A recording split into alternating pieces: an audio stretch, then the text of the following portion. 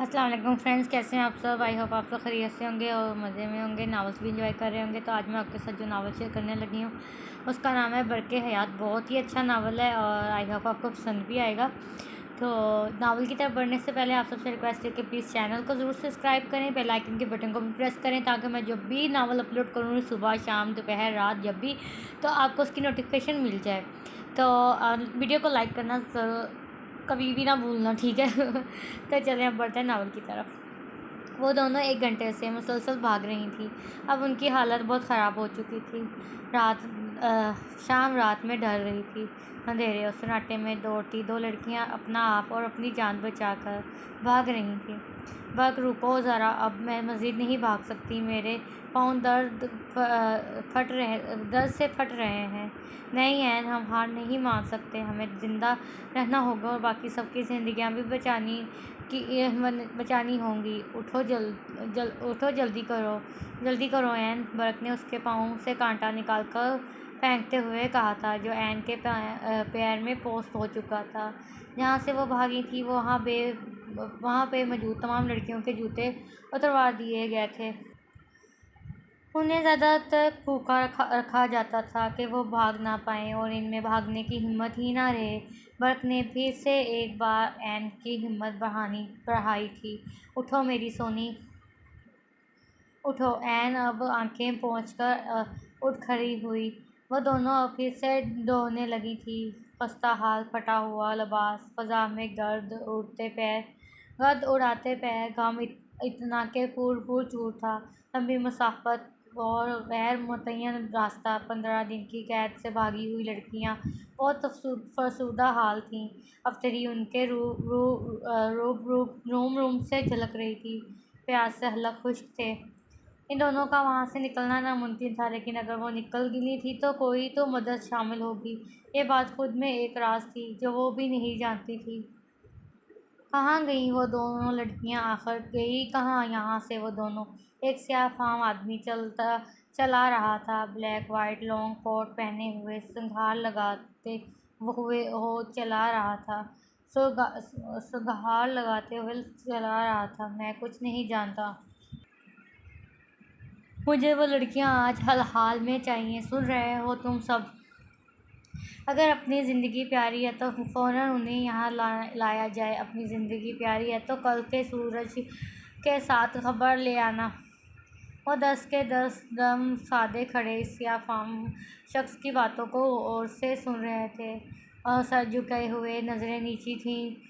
Tiger की गुलामी उनके चेहरे पर साफ जाहिर थी। जाओ, दफ़ा हो जाओ, मेरा मुंह क्या देख रहे हो? ढूंढो, मुझे वो दोनों हाल में चाहिए। यस सर, दो 10 के 10 हम आवाज़ में बोले थे। इकट्ठे ही मुड़े और चलते हुए बाहर निकल गए। टाइगर अकड़ कर चलता हुआ वापस अपनी चेयर पर बैठा। उसने आमर को पुकारा था।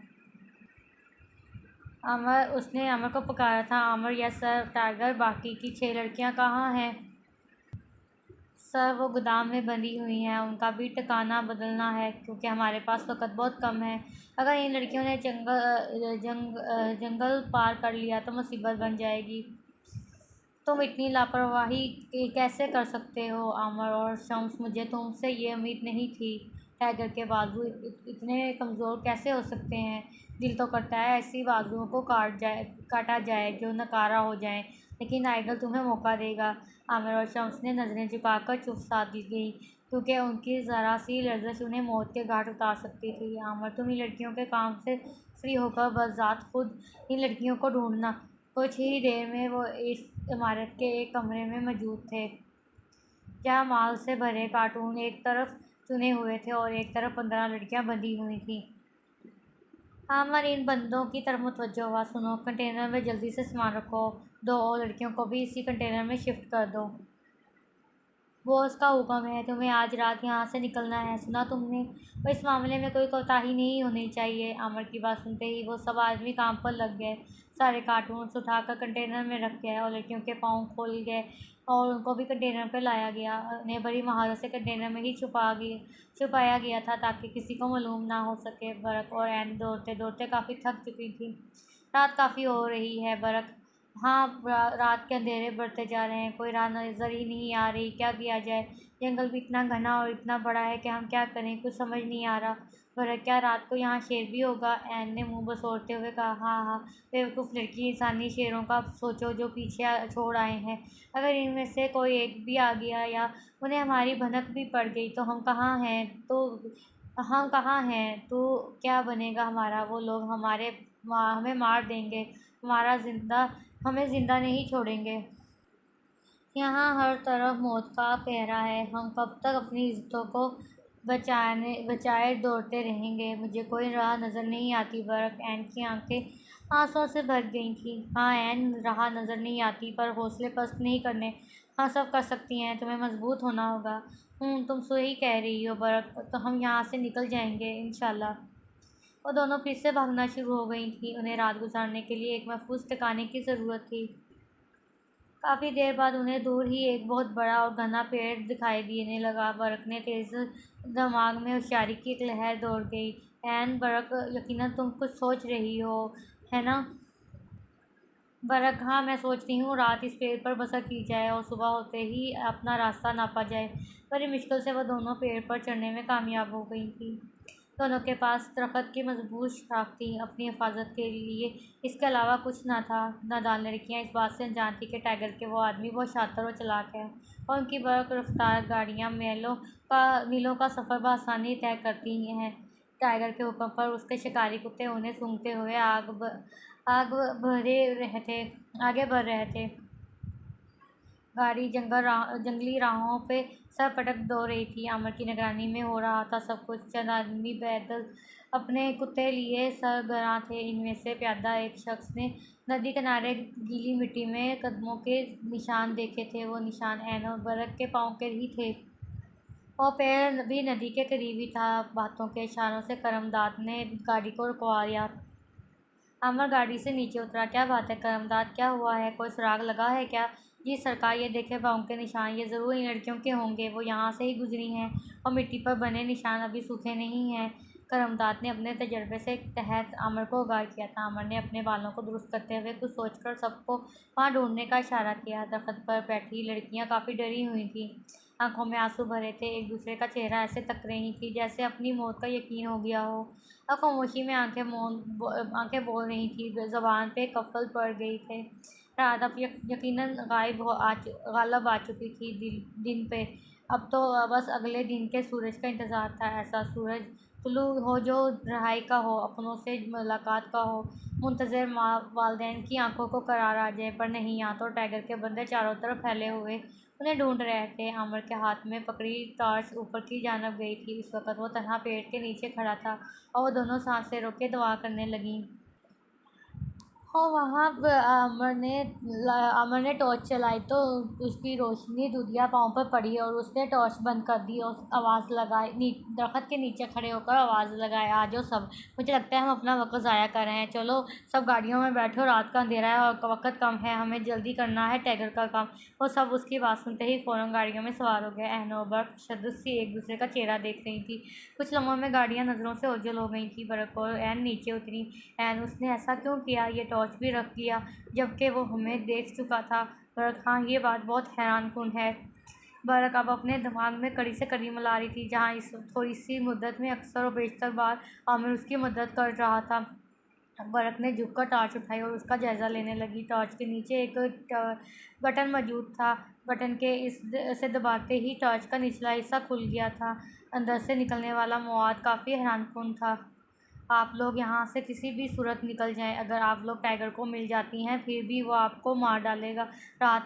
रात इस जंगल को छोड़ दें, कोशिश करें सुबह का सवेरा उम्मीद की कोई किरण ले आए। इस खत के आखिर में गौर करें, नक्शा तो नहीं है पर रास्ता में काफ़ी मदद देगा। अब सोचती होंगी कि मैं ये क्यों करने लगा हूँ।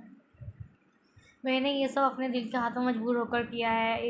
इन थोड़े से दिनों में मेरी मोहब्बत ने मुझे टाइगर के से बगावत पर मजबूर कर दिया है। नीली आंखों वाली लड़की बेकल कर दिया है तुमने आमर को, और वो इतना मजबूर तो कभी ना था। मैं जल्दी ही तुमसे मिलूँगा, खुदा हाफिज़। एन अपना लजा लजा कर वो पढ़ रही थी। यार तुम्हें इस बहाल में मजाक सूझ रहे हैं, यही सोच रही हो कि ये मोहब्बतनामा है कि मददनामा? वाह जी वाह, नीली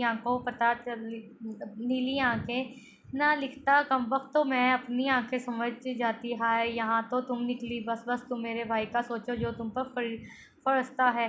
बरक ने एन से पेपर छीनकर टॉर्च में रखा और हाथों में थामे हुए बोली, अब जल्दी दौड़ो वरना हम बहुत बेदर्दी से मारे जाएंगे। वो दोनों एक दूसरे का हाथ थाम कर दौड़ती चली जा रही थी। हाँ, यहाँ बहुत रास्ता है जिसकी निशानदही इस चिट में है। शहर का वक़्त हो रहा है। जब छाले पड़े पैर ज़मीन पर रुके थे, आंखों से आंसू खुशी से बह रहे थे। अब मंजिल करीब, तो पहला कदम रखा तो सजदा बजा ला रही थी वो दोनों।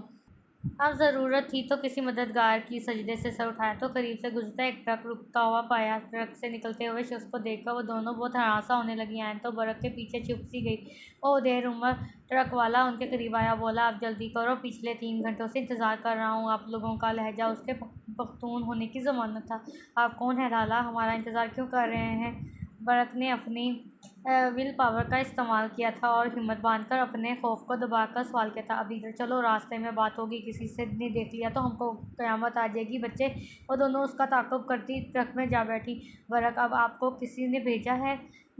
सरकार का हुक्म है कि आप दोनों को बहिफाजत लाया जाए। ये सुनते ही वो दोनों फिर से खौफ के अंधेरों में डूब गई। चेहरे का रंग पीला पड़ गया। बेटी, अब परेशान ना हो, एन ने कांपते होठों से पूछा, कौन सरकार? ट्रक बहुत तेज़ी से हवा के दोष पे रवां था। आप परेशान ना हो, बस 5 मिनट का रास्ता रह गया। आप हिफाजत से हैं, ये बहुत मायने रखता है। अम्मा, कुछ खा लें, आपकी तबीयत ख़राब हो जाती है। यूँ उदास रहने से एन मिल जाएगी। नहीं, मुझे भूख नहीं। फसले गुल, तुम ये ले जाओ। एक माँ के दिल को करार नहीं आएगा जब तक बच्चियाँ आ नहीं जाती। एन और बरक खालाजाद बहन कॉलेज से वापस आ रही थी। एक गाड़ी उनके पास आकर रुकी। इसमें से 2 आदमी निकले। इन दोनों को धकेल कर ले गए। चीखती चलाती लड़कियां मुंह पर रुमाल रखने की वजह से खामोश हो गई थी चंद घंटों के लिए। सफ़र के दौरान सारा वक़्त वो बेहोश ही नहीं, पिछले रोते दबते वालिदैन अब परेशान होकर रह गए थे। अब 15 दिन गुजर चुके थे। जवान लड़कियों की कोई खैर खबर ना मिली। शहर में अक्सर ऐसे वाक़यात पेश आते थे, मगर किस्मत इस बार मुश्ताक साहब और नफीस साहब से ये मजाक कर गई। बरक के बड़े भाई शुमाइल से एन की मंगनी बचपन से तय थी और उसकी ज़हनी हंगामी भी काफ़ी हद तक थी, इसलिए चंद माह पहले निकाह कर दिया गया था। शुमाइल और आयन एक दूसरे की मोहब्बत में पागल से हो गए थे। एन और बर्क के साथ हादसा पेश आने के बाद शुमाइल ने हर मुमकिन कोशिश की, पर वो इन दोनों को कहीं से बाजियाब ना करवा सका। शुमाइल को एसपी हुए अभी कुछ ही दिन तो गुजरे थे। एक काबिल खबरू नौजवान लड़का होने के साथ साथ दना भी था। हवेली के इस खूबसूरत और शदाब लॉन के बार बार बेचैनी से चक्कर काटने लगा। उसे कोई ज़हनी या रूहानी तमानियत महसूस नहीं हो रही थी। कमरे में आते ही उसके कंधों से शाल उतारी थी और चेंज करने के इरादे से वार्डरोब खोली और कपड़े मुंतखब किए थे। उसने सोफे की कुर्सी से अपनी शर्ट उठाकर पहनी थी और फिर भी बेचैन सा होकर मोबाइल निकालकर एक नंबर डायल करने लगा। फ़ोन उठाओ मंजूर। अब वो ज़ोर से चलाया था। उसे समझ नहीं आ रही थी कि मोहब्बत में किस हद तक जाए। बेबसी अरूज पर थी और पीछे भी तो नहीं हट सकता था। आखिर मोहब्बत को वफ़ाओं का खराज देना था। सलाम वालेकुम। दूसरी जानब से कॉल रिसीव की गई थी। सुनो मंजूर, मैं कुछ नहीं जानता। मुझे वो लड़कियां हाल में ज़िंदा चाहिए, समझे? जी सरकार, वो मेरे साथ हैं, आप बेफिक्र रहें, उन्हें कुछ नहीं होगा, वो बिल्कुल महफूज हैं। वो फिर से घर जाता। कितना वक़्त रह गया है? कब तक आओगे? सरकार 10 मिनट में हाज़िर होंगे, मजदूर ने घबराकर कहा। इस पर आमिर ने कॉल काट दी और 10 मिनट का ये सफ़र तय करने की कोशिश की। आखिर तुम बताते क्यों नहीं? है सरकार कौन है? बर्फ चलाई थी बीबी साहबा। मैं ये तो नहीं बता सकता। हाँ, अलबत्ता ये बता सकता हूँ कि आप महफूज हैं हम लोगों के साथ। 10 मिनट के तय होते ही एक शानदार हवेली के बाहर ट्रक रुका था। वो दोनों नीचे उतरी। हवेली की ज़ाहिरी शान शौकत देखकर हैरान रह गई। कौन है ये शख्स जो हमारी मदद करना चाहता है, जिसके इतने ठाठ हैं? मजदूर ने उन्हें कहा कि मेरा ताक़ुब करें। वो दोनों उसके पीछे बड़ी तेज़ी से चल रही थी। यहाँ की दीदा ज़ेब चमक आराइश देखकर वो दोनों बहुत मुतासिर हो रही थी। एक खूबसूरत से कमरे में ले जाकर बैठाया गया। आ गई आप दोनों। कौन? कुशादा और खूबसूरत लॉन्च की ग्लास विंडो से बाहर देखता शख्स ये कहते हुए मुड़ा था। बर्क और एन उसे देखकर ठठे थी। आप? जी मैं। आप इतनी हैरान क्यों हैं? हम कुछ देर में बात करेंगे। वो 2 कदम बढ़ाकर थोड़ा आगे बढ़ा था और उसके एक कॉल करने पर 2 मुलाज़िमा आ गई थी। इनको ले जाओ और इनका खूब खूब ख्याल रखा जाए और उनका ज़ाहिरी हुलिया दुरुस्त किया जाए। 1 घंटे बाद वो दोनों अपनी असली हालत में लौटी थीं। वो उबतरी और फुर्सुदा हालत अब ख़त्म हो चुकी थी। उलझे बाल, बिखरे बाल अब खुले हुए चमकदार जुल्फ़ें लगने लगी थीं और गिर्द आलूद चेहरों पर जमे हुए आंसू अब साफ़ हो चुके थे। साफ़ और जो सफ़ेद उलझी गोरी रंगत, इस पर ये ज़ालिम कहर, बरसाती नीली आँखें, लंबी खूबसूरत सतून नाक। बर्क के हुस्न ने ही उसे टाइगर से बगावत पर मजबूर किया था। ये बर्क को लगता था इन दोनों को डाइनिंग रूम में ले जाया जाए। आए बैठिए। आमिर ने का इशारा करते हुए कहा। आपका नाम? बर्क। मुश्ताक। मुख्तसर जवाब दिया गया।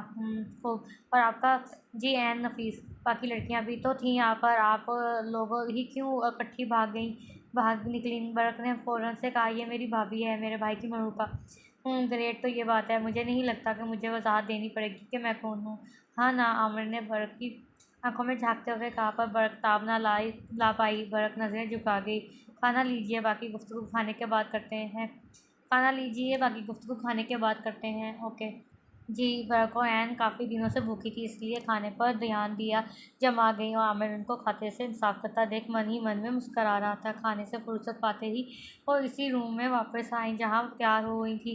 एन तो पाँव पे मरहम लगाते ही थकावट के बाई सो गई थी और बर्क बहुत सी सोचे लिए रूम से बाहर टहल रही थी। अब क्या होगा ये पता नहीं। हम किसी पर इतना एतबार कैसे कर सकते हैं? आखिर कैसे? क्या ये शख्स एतबार के काबिल लगता है? क्या वाकई सच्ची मोहब्बत करता है? आमिर ने उसे देखते ही उसके बाजू पकड़कर अपनी जानिब खींचा और दवा से टिका दिया। बाजू के हल्के में वो मुकीम हो चुकी थी। छोड़े मुझे। आमिर ने अपनी उंगली उसके लबों पर रखी और आंखों में आंखें डालकर कहा। अगर ना छोड़ूं तो? लबों पर फूल खिलते हैं किसी के नाम से पहले, दिलों के दीप जलते हैं चिरागे शाम से पहले। कभी मंजिल बदलने पर भी किस्सा चल नहीं पाता, कहानी ख़त्म होती है कभी अंजाम से पहले। यही तारे तुम्हारी आंखों के चिलमन में रहते हैं, यही सोच सूरज निकलता है तुम्हारे बाम से पहले। दिलों की जगमगाती बस्तियां ताराज करते हैं, यही जो लोग लगते हैं नहायत आम से पहले। हुई है शाम, जंगल में परिंदे लौटते होंगे, अब उनको किस तरह रोकें नौहे दाम से पहले। ये सारे रंग मुर्दा थे तुम्हारी शक्ल बनने तक, ये सारे हर्फ महमल थे तुम्हारे नाम से पहले। हुआ है वो अगर मुसन्निफ तो अमजद एहतियातन हम सज़ा तस्लीम करते हैं किसी इल्ज़ाम से पहले। बरक जैसे उसकी मोहब्बतों में बिखरती चली जा रही थी, वह नज़रें झुकाई, शर्म से मखमूर नकल के गुलाबी होते गाल। और बरक ने कभी मोहब्बत को इस तरह महसूस नहीं किया था जैसे इन लम्हों में कर रही थी। अब दवा से हाथ हटाए गए थे। आमिर ने जैसे उसे मौका दिया हो कि कुछ कहे या करने का। वो वहाँ से जाने लगी तो उसने फिर से एक बार हाथ थाम दिया। अब मुझे जानती हैं जी? वो हैरान से बोली। अब टाइगर के स्पेशल बंदे हैं? बर्क ने फ़ौरन कहा तो वो कहता लगा गया। हाँ हाँ, खूब, बहुत होशियार है हमारी मोहब्बत। उसके अलावा क्या जानती है? बर्क नहायत संजीदगी से बोली थी। जी आपकी वो अनायत जो आपने हम पर की है। आमिर चौंका था। ये अनायत नहीं बर्क, मैं मोहब्बत करने लगा हूँ तुमसे, और ये मेरी मजबूरी सी हो गई थी कि मैं आमिर इब्राहिम तुम्हारे साथ रहूं, चाहे वक़्त और हालात कैसे भी हों। बरक मुड़ी थी और एक लम्हे को बहुत बड़ी बात कह रहे हैं आप। शायद आपको मालूम नहीं कि आप कितनी मुश्किल में पड़ सकते हैं। सपाट लहजे में आंखों की गिरफ्त मजबूत करता हुआ बोला था। मुझे फ़र्क नहीं पड़ता आप किसी से भी बात से। आप आराम करें कुछ घंटे, फिर हमें यहाँ से निकलना है। पर कहाँ जाएंगे?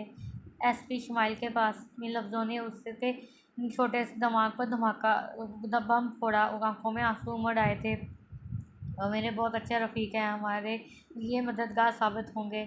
आप जानते हैं कि आप टाइगर के बगावत मोड़ ले रहे हैं, ये बहुत ख़तरे की बात है।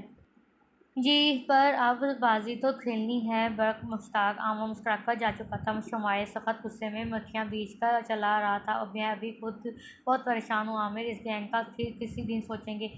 आमिर नहीं यार, इन सब लड़कियों को बचाना हमेशा हमारा मकसद रहा है, अब हम पीछे नहीं हट सकते। कंटेनर आज रात मुकम्मल तौर पर पाकिस्तान से रवाना हो जाएगा, फिर हम कुछ नहीं कर सकेंगे।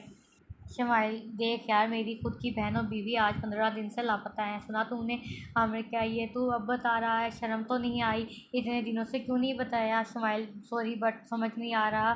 पूरा शहर छान मारा है। आमिर, ओके परेशान ना हो। सुन, हो सकता है इस्तेमाल में वो भी हो मेरे पास। वहाँ से भागी लड़कियाँ हैं जो अगर ना बचाता तो मारी जाती, और अगर वहीं रहती तो फिर भी मौत ही थी। उनको कुछ देर अपने घर में पनाह दे जब तक उनके घर का पता नहीं चलता, और फिर हमने आज रात जो होना है उसको रोकना है। स्माइल, ओके, मेरी टीम से राब्ता में रहना।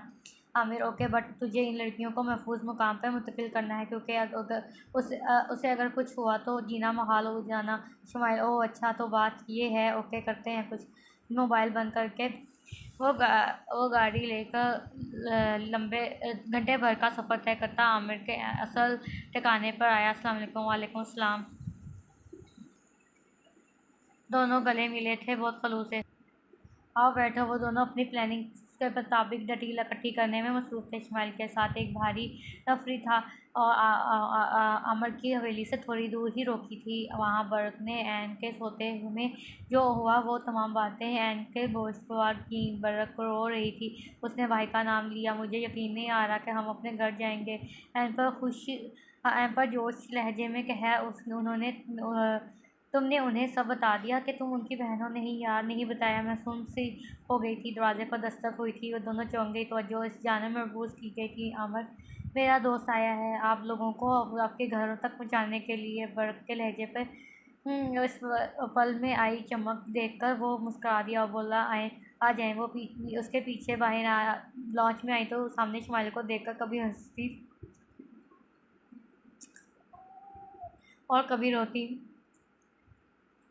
शुमाइल के हाथ में पकड़ी फाइल गिरी थी और वो भी कदम बढ़ाता बहन और बीवी को गले लगा गया। आमिर के लिए तो ये लम्हा अजीब ही हैरानगी समेटे हुए था। मैं तुम्हारा ममनून हूँ जिगर। शुमाइल ने आमिर की तरफ देखकर कहा, ये मेरी बीवी है एन, और ये बहन बरक। शुमाइल आंखों आंसू पहुँचता हुआ बता रहा था, आमिर, जी जनाब, देखा, जो दूसरों के काम आते हैं अल्लाह पाक उन्हें मायूस नहीं करता। शुमाइल, बेशक उसका करम है और शुक्रिया यार। तुम उन्हें लेकर निकल जाओ, मैं बाकी मामला देख लूँगा। इस्माइल इन दोनों को लेकर घर की जानब रवां दवां था और आमिर को वहाँ जाना था क्योंकि वो पिछले चंद घंटों से टाइगर से बहाना बनाकर आया था। वो उन्हें जंगल के करीबी इलाके में ढूंढ रहा था। वो फ़ौरन ही जीप लेकर जंगल वाले ठिकाने पर पहुँचा था। अंदर पहुँचा तो टाइगर चिंगा रहा था कि कहाँ गई वो दो लड़कियाँ? इतना बड़ा जंगल कैसे पार कर सकती हैं, वो भी बिना सवारी के? मरोगे तुम सब के सब। टाइगर कभी हारता नहीं। अमर, बॉस, एक खबर है। अमर ने जाल बिछाया था। हाँ कहो, क्या बात है अमर? पता चला कुछ? जी, वो लड़कियां करीब के वीराने से मिली हैं, पर मुर्दा हालत में, बहुत बुरी हालत में थी, मानो जैसे जंगली कुत्तों ने चीर फाड़ दिया हो। हाँ, वाह, क्या खबर लाया है मेरा चीता। वाह वाह वाह, देखा तुम सब? और ये एक टाइगर ने एक झटके में इन 6 आदमियों के सीने में गोलियां पोस्ट कर दी। अमर एक पल के लिए बहुत परेशान सा हुआ। अचानक से इतने लोगों को मार देना बहुत बड़ा जुल्म था।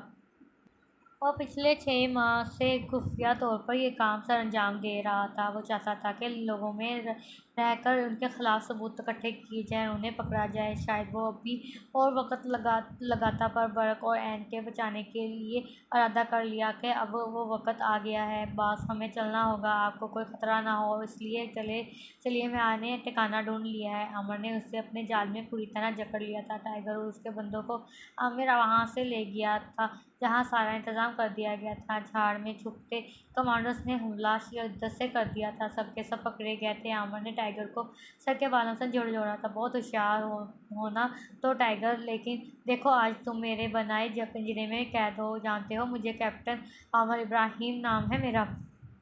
टाइगर गरजा था। बज़ात आस्तीन के सांप, तू बच नहीं पाएगा। अमर ने कहका लगाते हुए इशारा किया कि उन्हें ले जाया जाए और तमाम और लड़कियां बरामद कराई जाएं। शमाइल के घर पहुंचते ही सभी लोग खुशी में झूम उठे थे। आंखें अखबार थी। दोनों माएँ अपनी बेटियों से लिपटी रो रही थीं। शुक्राने के नफ़ल अदा किए गए थे। शुमाइल अमर से कॉल पर बात करते हुए बहुत खुश था।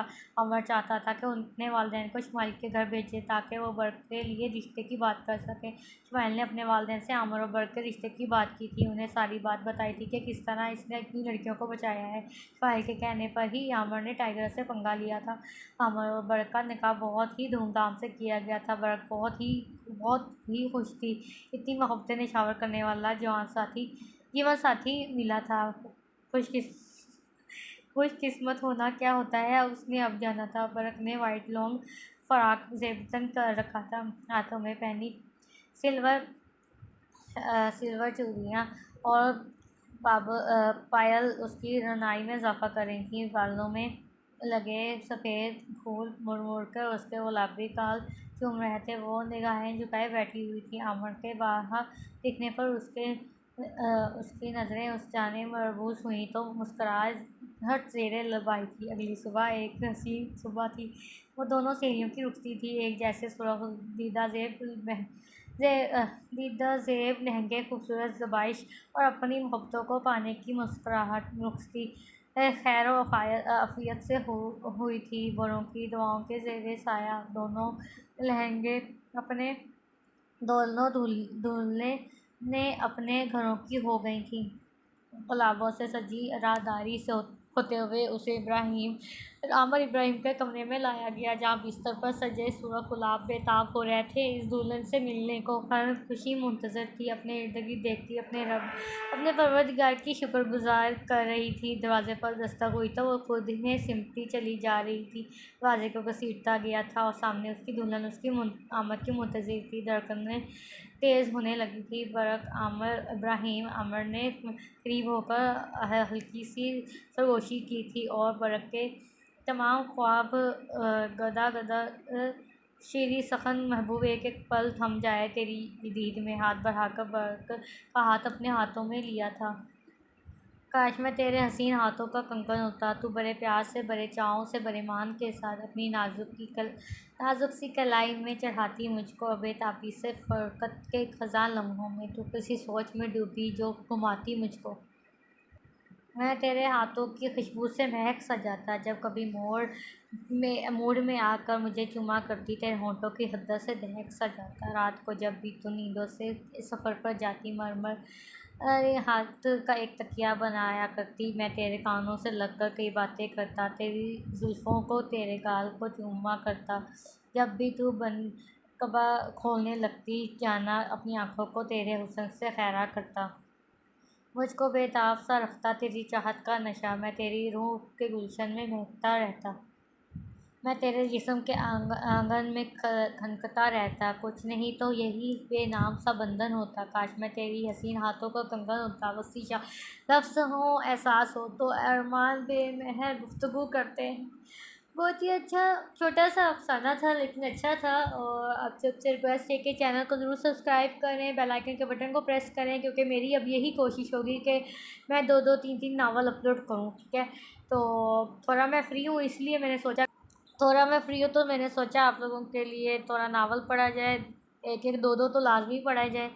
अगर टाइम हुआ तो तीसरा नावल भी पढ़ लिया करूँगी। तो आप सबसे रिक्वेस्ट है कि चैनल को ज़रूर सब्सक्राइब करें, बेल आइकन के बटन को प्रेस करें, ताकि मैं जब भी नावल अपलोड करूँ उसकी नोटिफिकेशन आपको मिल जाए। और वीडियो को लाइक करना बिल्कुल भी ना भूलिएगा।